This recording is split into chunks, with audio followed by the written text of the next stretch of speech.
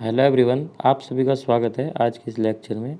इस लेक्चर में हम कंजंक्शन का सेकंड पार्ट देखेंगे। बाकी पार्ट 1 हमने कल देख ही लिया था, जिसमें स्टार्टिंग की 24 एरर्स हमने की थी।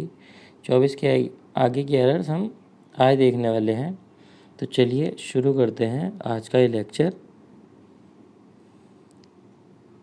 देखिए 24 वाली हमने कल अपने पार्ट 1 में कर ली थी। अब ये 25 हम आज स्टार्ट करते हैं यहाँ से। Unless you do not meet all the requirements, your application will be rejected। देखिए आपको इसमें क्या एरर लग रही है, फिर मैं आपको बताता हूँ। देखिए दो वर्ड हैं, ये मैंने आपको कल वाले वीडियो में भी बताया था। एक अनलेस है और एक ये है अनटिल। ठीक है, ये दोनों शब्द जो हैं अपने आप में निगेटिव वर्ड रखते हैं। अनलेस का मतलब तो होता है यदि नहीं, ठीक है, ये एक शर्त को दिखाता है। ठीक है, और अनटिल क्या होता है, जब तक नहीं। ये क्या होता है, जब तक नहीं। ठीक है, तो आप इसमें देखिए इनमें होता क्या है। जिस क्लोज में अनलेस और अनटिल आ जाता है, सबसे पहली बात, जब ये अपने आप में खुद से निगेटिव रखते हैं तो हम नॉट यूज़ नहीं करते हैं उसमें। ठीक है, ये मैंने आपको कल भी बताया था। और एक बात और है, यहाँ पर तो ये एरर होगी, इसके अलावा भी अनलेस और अनटिल वाली क्लॉज में हम विल शैल यूज़ नहीं करते। क्या यूज़ नहीं करते, विल शैल और वुड। ये एरर आपको कई जगह देखने को मिलेगी एसएससी में। ठीक है, तो विल शैल और वुड हम यूज़ नहीं करते। ठीक है, चलिए नेक्स्ट वाली देखते हैं। ये 26, how do you manage to speak to her with so great patience. अब आप देखिए आपको यहाँ क्या एरर लग रही है इसमें, फिर मैं बताता हूँ। How do you manage to speak to her, यहाँ तक ठीक है, कोई प्रॉब्लम नहीं है। ठीक है, विद यहाँ तक भी नहीं है। अब देखिए मैंने आपको पहले भी बताया था कि जो सो होता है, इसके बाद यदि हम एडजेक्टिव या एडवर्ब यूज़ करते हैं तो फिर इसका जोड़ा दैट के साथ बनता है। ठीक है, यहाँ दैट हमें कहीं मिला हुआ नहीं है, तो इसका मतलब क्या है, हमें सो हम यहाँ डायरेक्टली ऐसे यूज़ नहीं कर सकते।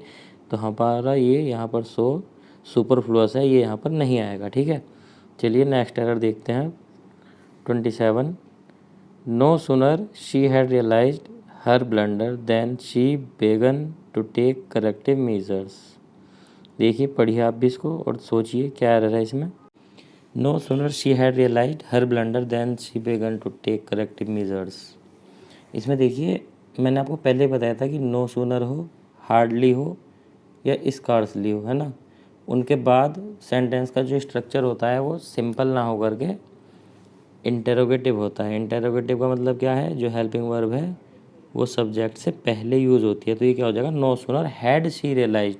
फिर दूसरी बात क्या है, नो सुनर का जोड़ा किसके साथ बनता है, देन के साथ बनता है। ये यहाँ बिल्कुल ठीक लगा हुआ है। तो एरर हमारी कहाँ पर है, पार्ट ए में है, हैड सी के पहले आएगा। ठीक है, चलिए नेक्स्ट देखते हैं अब। She was not so well versed in English that we had expected. तो इसमें क्या होगा आप देखिए। ठीक है, she was not so well versed in English that we had expected. देखिए ये मैंने आपको एडजेक्टिव वाले पार्ट में बताया था। नोट सो का जोड़ा किसके साथ बनता है, एज के साथ। ये अपने बीच में एडजेक्टिव या एडवर्ब लेता है। ठीक है, तो आप देख लीजिए यहाँ पर, है ना। तो ये क्या हो जाएगा, she was not so well versed in English as we had expected. ठीक है, तो यहाँ पर ये दैट की जगह एज आ जाएगा। चलिए नेक्स्ट देखते हैं। Mister Sinha my friend philosopher and guide not only stopped coming here but also going to any place which is related to his wife's life. देखिए इसमें आपको कंजंक्शन कहाँ कहाँ पर दिया हुआ है, नॉट ओनली बट ऑल्सो। यहाँ पर जो है ये, सॉरी गाइज मेरा गला ख़राब है आज थोड़ा। Mister Sinha my friend philosopher and guide. अब देखिए सिन्हा जो है ये एक ही बंदा है, एक ही पर्सन है। ये फ्रेंड भी यही है, फिलोसफर भी यही है और गाइड भी यही है, ठीक है। Not only stopped coming here but also going. अब मैंने आपको एक बात बताई थी कि जैसे ये नॉट ओनली बट ऑल्सो हो या आइदर और हो या नाइदर नॉर हो, है ना, ये अपने साथ दोनों जो हैं, जो एक minute, not only but also, ठीक है, जो नॉट ओनली के बाद जो पार्ट ऑफ स्पीच होगा, अगर जैसे यहाँ पर हम बट ऑल्सो के बाद देखें गोइंग है तो यहाँ वर्ब है ना, आईएनजी वाली, तो इसके साथ भी वर्ब होनी चाहिए आईएनजी वाली, ठीक है। तो अब यहाँ पर क्या है, यानी जिरंड होनी चाहिए दोनों जगह। तो अब नॉट ओनली के बाद यहाँ पर तो लगाया इन्होंने स्टॉप्ड, है ना, और वहाँ लगी हुई है आईएनजी। तो अब हम क्या करेंगे, नॉट ओनली को उठा करके स्टॉप्ड के बाद रख देंगे, ठीक है। क्या करेंगे, स्टॉप्ड के बाद रख देंगे। जब स्टॉप्ड के बाद हम इसको उठा करके यहाँ कमिंग से पहले रख देंगे, तो एक तो इसका जो नॉट ओनली है वो कमिंग से पहले आ जाएगा और बट ऑल्सो गोइंग से पहले आ जाएगा, तो सेंटेंस हमारा बैलेंस हो जाएगा, ठीक है। ये भी जीरंड से पहले और ये भी जीरंड से पहले, एक कमिंग से पहले एक गोइंग से पहले, तो हमारा सेंटेंस फिर बैलेंस हो जाएगा। नॉट ओनली को स्टॉप्ड के और कमिंग के बीच में रख देंगे, ठीक है। फिर और आपको इसको पढ़ लीजिए अच्छे से। अब नेक्स्ट एरर है इसमें, neither the doctor nor the nurses were asleep when the injured was brought to the hospital. अब देखिए यहाँ पर है नाइदर, एक second,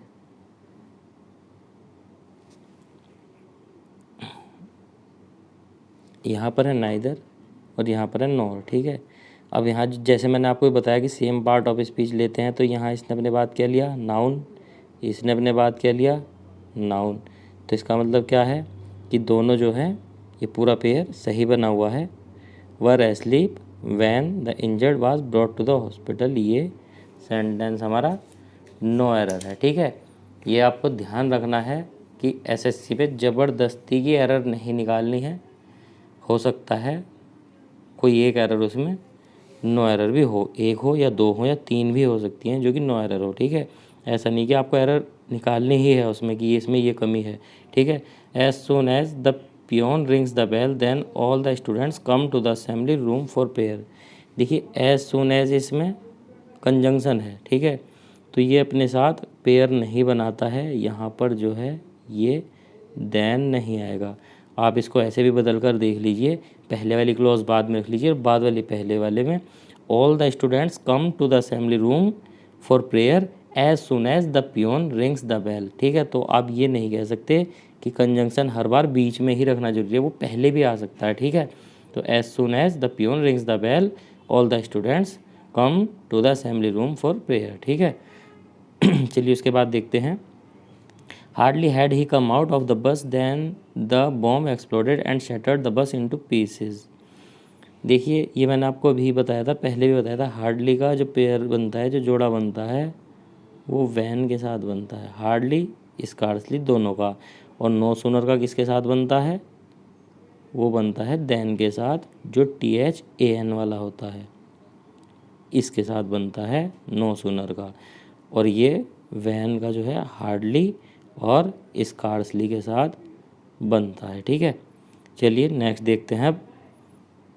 scarcely had I bought the ticket when the train left the platform with A hissing sound.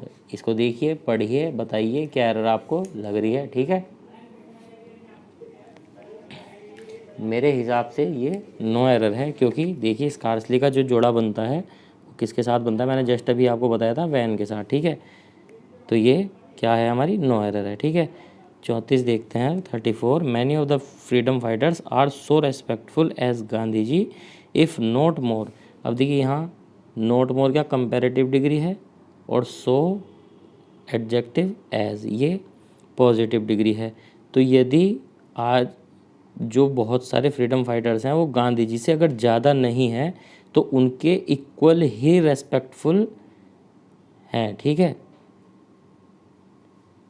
तो इसमें क्या होगा, देखिए सो और एज वाला जो है ये हम जब कोई सेंटेंस निगेटिव होता है तब लेते हैं, वरना क्या आता है, एज, एडजेक्टिव एज, ठीक है।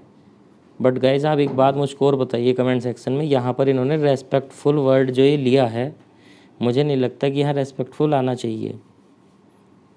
मेरे हिसाब से यहाँ रेस्पेक्टेबल आना चाहिए, क्योंकि मैंने अपनी एक वीडियो में आपको बताया था कि रेस्पेक्टेबल वो होता है जिसकी हम रेस्पेक्ट करते हैं, और रेस्पेक्टफुल वो होता है जो रेस्पेक्ट करता है। वैसे तो ठीक है, सेंस के हिसाब से इसमें ही बन जाएगा, बट मुझे लगता है कि रेस्पेक्टेबल ज़्यादा ठीक रहेगा। आप अपनी राय मुझे कमेंट सेक्शन में ज़रूर देना, क्या आना चाहिए इसकी जगह, रेस्पेक्टेबल या रेस्पेक्टफुल। ठीक है।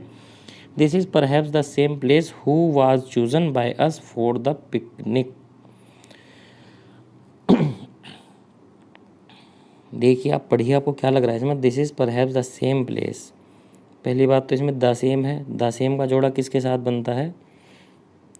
हु के साथ तो कभी नहीं बनता, या तो बनेगा दैट के साथ या बनेगा एज के साथ। ठीक है। दैट के साथ जब बनता है जब आगे वाली क्लॉज में हमको वर्ब स्पष्ट रूप से दी हुई हो, और अगर वर्ब ना दी हुई हो तो फिर क्या बनेगा? एज से। ठीक है। अब यहाँ देखिए, this is perhaps the same place that was chosen. अब देखिए वर्ब आ गई ना इधर, क्लियर है एकदम, तो क्या आएगा? हु की जगह दैट आएगा। ठीक है। अब आप कहोगे कि फिर एज कब आता है?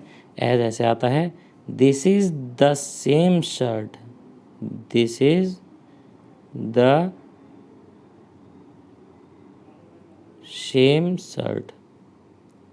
ये मैंने लिख दिया द सेम शर्ट, इसके बाद अगर मैं लिख दूँ एज माइन, ठीक है, तो अब ये क्या हो गया? यहाँ आएगा एज, क्योंकि अब यहाँ सिर्फ माइन वर्ड दिया हुआ है, ना कि कोई वर्ब दी हुई है। ठीक है। नेक्स्ट देखते हैं क्या है ये। She asked me that why I was not preparing for the civil service examinations. ये तो बहुत ही ज़्यादा सिंपल है, दैट और वाई दोनों एक साथ नहीं आएंगे। जब वाई रिलेटिव प्रोनाउन आ चुका है तो दैट की कोई ज़रूरत यहाँ पर नहीं है। ठीक है। नेक्स्ट देखते हैं, run fast lest you will lose the race. ये आपको मैंने पहले वीडियो में पहले पार्ट में बताया था। लेस्ट के बाद क्या होता है? या तो शुड आएगा, या फिर शुड भी ना करके सिंपल V1 आ जाएगा, वर्ब की फर्स्ट फॉर्म आ जाएगी। तो ये विल काट के हमको क्या करना है यहाँ पर? शुड। और हम अगर शुड भी नहीं लगाना चाहते हैं तो फिर क्या करेंगे? कुछ भी नहीं लगाएंगे, less you lose the race. ठीक है। चलिए आगे चलते हैं। As Aamir Khan is a perfectionist so he always insist on retakes till he is satisfied with the shot.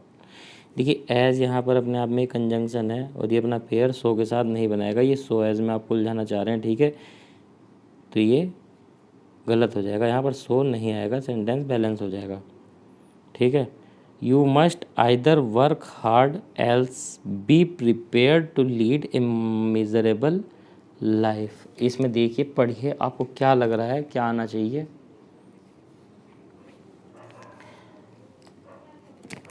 देखिए आपको पता है नाइदर का जोड़ा नॉर के साथ होता है, आइदर का और के साथ होता है। ठीक है। नॉट ओनली का बट ऑल्सो के साथ होता है। तो हमें यहाँ वर्ड एक मिल चुका है आइदर, तो हम क्या करेंगे? एल्स को हटा करके और लगा देंगे, हमारा सेंटेंस करेक्ट हो जाएगा। ठीक है। चलिए आगे देखते हैं फिर। I don't know if any of the students of our school is going to pay any heed to the principal's order और नॉट। देखिए इसको पढ़िए, क्या लग रहा है आपको? ये सेंटेंस थोड़ा सा लॉन्ग है ये, बट इतना भी मतलब हार्ड तो है नहीं, इसमें टफ नहीं है कुछ भी। देखिए आपको सीधे सीधे लास्ट में और लिखा हुआ मिल रहा है। ठीक है। I don't know if any of the students of our school is going to pay any heed to the principal's order. अब देखिए आई डोंट नो के साथ इफ़ लगभग ठीक है, बट जब हमें और नीचे मिल गया तब हम मजबूर हैं, हमको इफ़ काटना पड़ेगा और इसकी जगह वेदर लगाना ही पड़ेगा। ठीक है। ये इसमें एरर है। उसके बाद this is not such A complicated problem who can not be solve with determination. इसमें क्या आएगा? दिस इज़ नॉट सच ए, कोई प्रॉब्लम नहीं, यहाँ तक हो सकता है। Complicated problem who can not be solve with determination. देखिए आपको यहाँ एक वर्ड मिल चुका है सच। अब सच हो या सो हो, इन दोनों का जोड़ा किसके साथ बनाते हैं हम? दैट के साथ। ठीक है। और वैसे भी हु जो है वो एक पर्सन के साथ आता है। यहाँ पर एक वर्ड दिया हुआ है प्रॉब्लम, एंटीसीडेंट जो है इसका, तो उसके साथ अकॉर्डिंग क्या आना चाहिए फिर? दैट। ठीक है। Although these books are not useful but the students buy them because their seniors did so. पढ़िए आप, क्या लग रहा है आपको? Although these books are not useful but the students buy them because their seniors did so. देखिए although तो अपने आप में एक कंजंक्शन का काम करता है। अगर ये अपने साथ जोड़ा बनाएगा तो यट के साथ बनाएगा, वाई ई टी वाला जो यट होता है, वरना ये अकेला ही रहेगा। अब यहाँ पर इन्होंने कि इसका जोड़ा किससे बना के रख दिया? बट से। ये नहीं आएगा, क्या आएगा? यट। ठीक है, चलिए नेक्स्ट देखते हैं। He did not succeed in the examination yet he had worked hard and had adopted the right strategy। इसमें क्या आएगा? देखिए मैंने आपको बताया था कि although जो है वो जोड़ा बनाता है, वरना फिर वो अकेले ही आता है। और yet का सेंस फिर भी के सेंस में आता है, फिर भी। और although जो होता है वो होता है हालांकि, है ना। तो अब जब दो क्लोज में कंट्रास्ट होगा तो वहाँ पर although लगाएंगे। he did not succeed in the examination। देखिए उसने हार्ड वर्क किया था फिर भी वो पास नहीं हुआ। तो जो दोनों क्लोज हैं दोनों में कंट्रास्ट तो बन रहा है ना। अगर हार्ड वर्क किया था तो पास हो जाना चाहिए था, बट फिर भी नहीं हुआ, तो दोनों में कंट्रास्ट पैदा हो गया यहाँ पर। तो हम क्या करेंगे? यट काट करके, ये रिजल्ट के सेंस में होता है, ठीक है, यट वाला जो है, तो हम इसकी जगह क्या करेंगे? ऑल्दो, हालांकि। ठीक है, चलिए नेक्स्ट देखते हैं। He has lots of money and he will not help any one. अब यहाँ पर देखिए, he has lots of money, उसके पास बहुत सारा पैसा है, and he will not help any one. कुछ सेंस लग रहा है इसमें कि उसके पास बहुत सारा पैसा है और वह किसी की हेल्प नहीं करेगा। दोनों क्लॉज में कंट्रास्ट पैदा हो रहा है आपस में, है ना। सेम सेम नहीं हो रही है दोनों, क्योंकि एक तरफ तो पैसा ज़्यादा है, दूसरी तरफ वो हेल्प करने को मना कर रहा है। तो जब कंट्रास्ट पैदा हो रहा है तो फिर एंड ना लगा करके हम क्या लगाएंगे? बट। ठीक है, because he is intelligent therefore he gets good marks in all the examinations। कि बिकॉज ही इज़ इंटेलिजेंट, ये मैंने आपको पार्ट 1 में भी ऐसा सेंटेंस था, मैंने बताया था कि देखिए बिकॉज अपने आप में खुद एक कंप्लीट कंजंक्शन है। ये इसके साथ किसी और इसका जोड़ा बनाने की ज़रूरत नहीं है। देयरफॉर को आप हटा दीजिए, बिल्कुल सेंटेंस करेक्ट हो जाएगा। इसको चाहे तो आप चेक करने के लिए इसकी क्लोज आगे पीछे भी करके देख सकते हैं। He gets good marks in all the examination because he is intelligent. तो अगर आपको लगता हो कि कंजंक्शन बीच में रख के देखना ही है तो आप रख के देख लो। जो बाद वाली क्लोज है उसको पहले पढ़ लो, और पहले वाली जो बिकॉज से स्टार्ट है उसको बाद में पढ़ लो, आपको पता चल जाएगा कि सेंटेंस करेक्ट जा रहा है या नहीं। ठीक है, both the rich along with the poor are affected equally when prices of petrol and diesel increase. देखिए बोथ द रिच, अब एक वर्ड आपको मिल चुका है बोथ। अब बोथ का आपको सिंपली ये भी पता होगा कि बोथ का जोड़ा किसके साथ बनता है? एंड। ठीक है, तो अलॉन्ग विद काट दीजिए, यहाँ क्या आ जाएगा? एंड। ठीक है, चलिए नेक्स्ट देखते हैं। आई कैन नॉट से if he has paid the fee और नॉट। देखिए फिर से मैंने वही जो बताया था कि इफ़ वैसे तो ठीक है डाउट के सेंस में, बट सामने हमें और लिखा हुआ मिल गया तो अब हम मजबूर हो चुके हैं इफ़ की जगह वेदर करने में। ठीक है, तो अब ये क्या हो जाएगा? आई कैन नॉट से weather he has paid the fee और नॉट। ठीक है, नेक्स्ट देख लेते हैं। 10 years have passed that I returned from America and settled in India।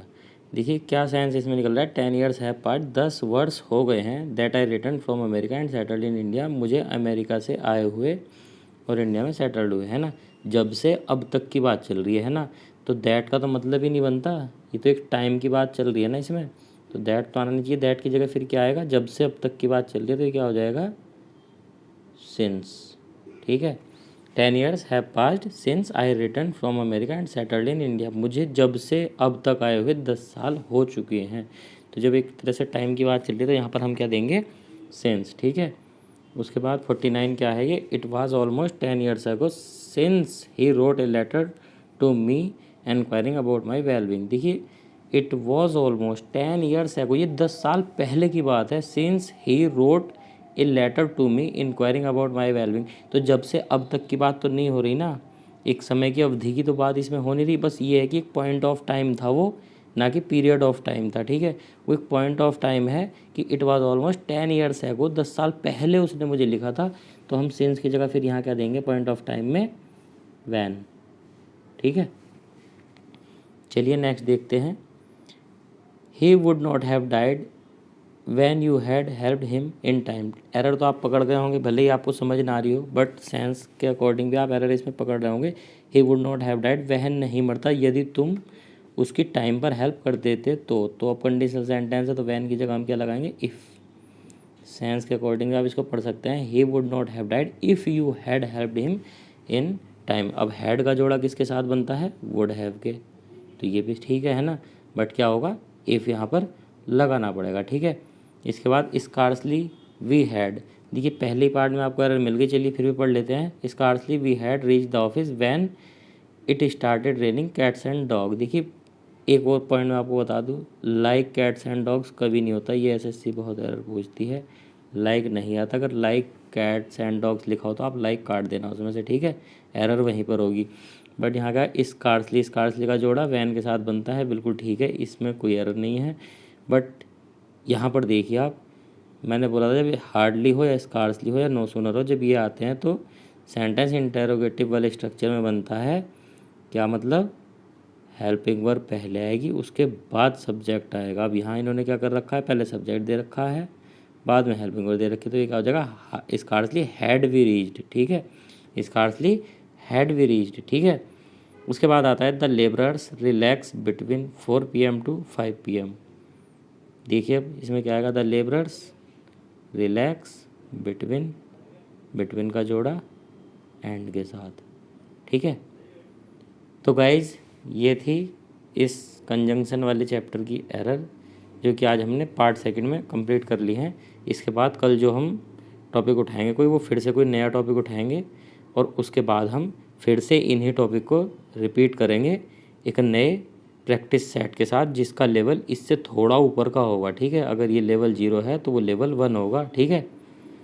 तब हम देखते हैं आपकी प्रैक्टिस कैसी चल रही है, कितनी तैयारी आपकी चल रही है और कैसे आपने नोट्स रिवाइज करे हैं, ठीक है। आप खुद से अपनी नॉलेज चेक कीजिएगा उसमें और देखिए जहाँ जहाँ आपकी मिस्टेक्स हो रही हैं उनको नोट्स को बार बार रिवाइज करिए और मिस्टेक्स को अपनी सुधारिए। यहाँ मिस्टेक होती रहेंगी, कोई फ़ायदा नहीं है, बट एग्ज़ाम में आपकी मिस्टेक्स नहीं होनी चाहिए। यहाँ पर करोगे तो उससे आप कुछ ना कुछ नए से नया सीखते ही रहोगे, ठीक है।